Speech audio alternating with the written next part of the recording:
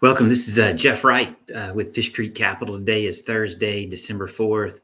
Uh, Coming to you live and unedited with just financial news and education. And specifically, we focus on dividends and dividend growing stocks and portfolios that you can understand and that are going to create cash flow over the long term for retirement or for whatever your cash flow needs might be. Stick with me today. We're going to talk about our small businesses losing jobs. Thank you for watching. Please like and subscribe. This is for educational purposes only. Please let me know in the comments below also what is helpful. I want to help you with your investing journey and want to do content that is going to be helpful and not just, random stuff. I will keep focusing on companies and how to look at those with different tools. You can see tools in books even that I recommend in the link, well, in the description below. Please check those out. But let me know what would be helpful. We are a registered investment advisor, and our goal is to help you with your long-term investing and want to be different and do that in different ways that maybe you're not getting from your normal financial advisor, So please let me know. That's the whole point of this. We want to help you with your investments and be able to feel comfortable and confident with those. Let's look at some of the news today. I'll go ahead and share my screen. I think this is working as far as just being able to show you what the market is kind of doing. You can see it again behind me. So again, this is the volume profile look of the S&P 500, specifically the S&P 500 futures. And again, just like we talked about earlier this week, you can see how we're kind of just staying in this range, kind of chopping back and forth. We're a little bit higher compared to Monday. This is Monday here, Tuesday, Wednesday, today's Thursday. But I mean, it really, well, we opened down Monday and Tuesday. Yesterday, we kind of opened up and then went down. Today, we opened up and went down, but we're kind of just staying in the same pattern. And I think that's what I still kind of wanted to highlight. It has been a strong year, and we're here in December. December is generally positive. It's part of one of the time frame of the year that is generally the strongest for the stock market as far as November to really February or March or so. So hopefully we'll be able to just kind of grind sideways and up through the end of the year, but I don't know that for sure. Nobody knows, so don't let anybody tell you that they do know. But today you can see we're kind of doing the same thing, just kind of back and forth.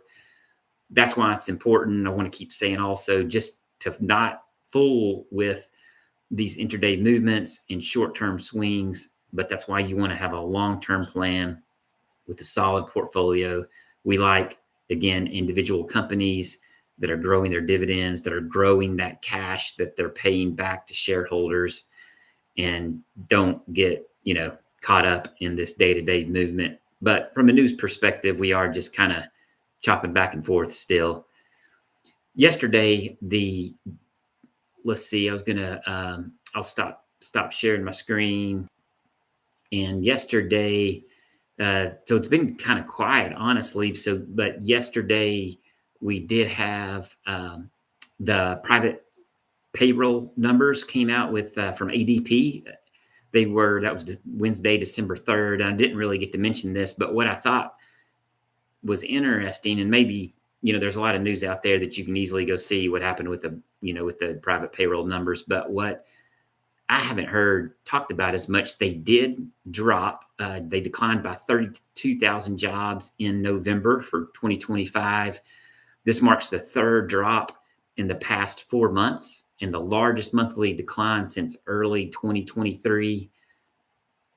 The good news about this is that I think from what I've read, people are still considering or expecting the rate cut next week by the Federal Reserve, the 25 basis cut rate point. And so that's the positive part about that. But let's look at the metrics that kind of make up this ADP report. So from a large firm perspective, there were 97,000 jobs actually added. Those are 500 plus employees. Medium firms would be between 50 people and 500 people, or 499. They added jobs also. They added 20,000 jobs. But small firms, which I would consider small businesses, less than 50 people, actually lost 120,000 jobs. So they led the overall decline. So yeah, for November, small businesses did lose jobs. So that's true.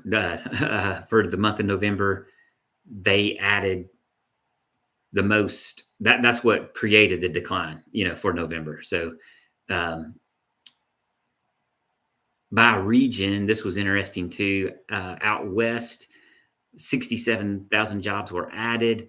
The South and the Northeast led the declines. The South lost 24,000 jobs, and then the Northeast lost 100,000 jobs.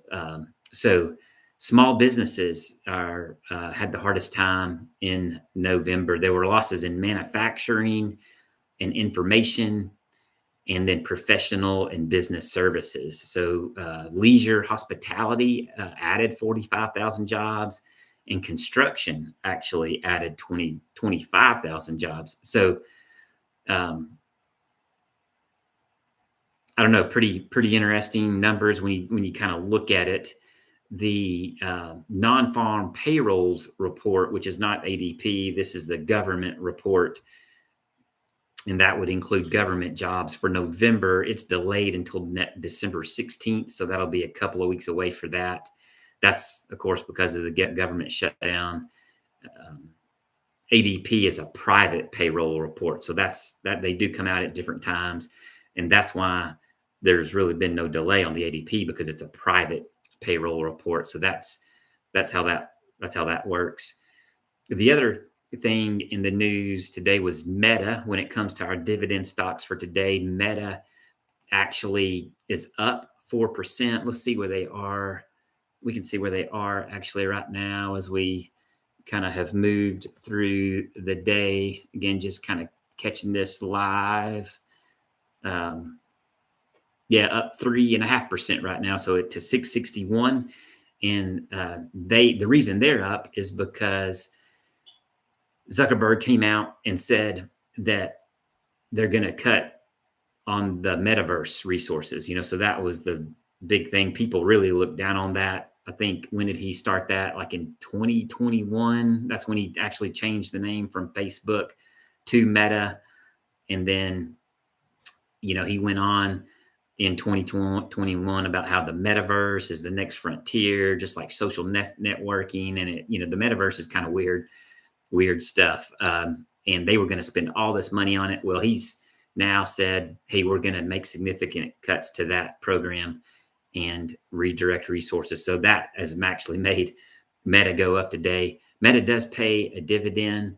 They are a very strong company. We can also, as far as when, we get into times like this, as far as more volatility that we've seen, that you want to focus on strong companies that have strong balance sheets and strong cash flows, and Meta does qualify for that. I can tell you real quickly too. Let's see.